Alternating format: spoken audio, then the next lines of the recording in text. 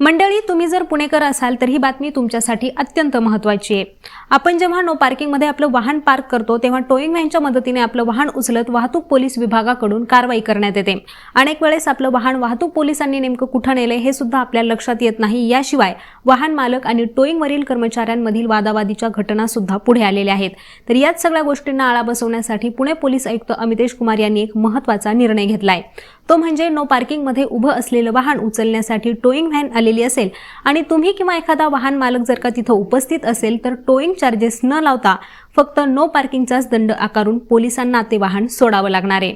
तसंच टोईंग कारवाई सुरू झालेली असेल आणि तुम्ही तिथे पोहोचलेला असाल तर अशा वेळेत सुद्धा ही कारवाई थांबवता येणार आहे। आणि महत्त्वाचं म्हणजे नो पार्किंग मधील वाहन उचलण्यापूर्वी वाहतूक पोलिसांना स्पीकरवरती कारवाईबाबत घोषणा करणं अत्यंत गरजेचं आहे।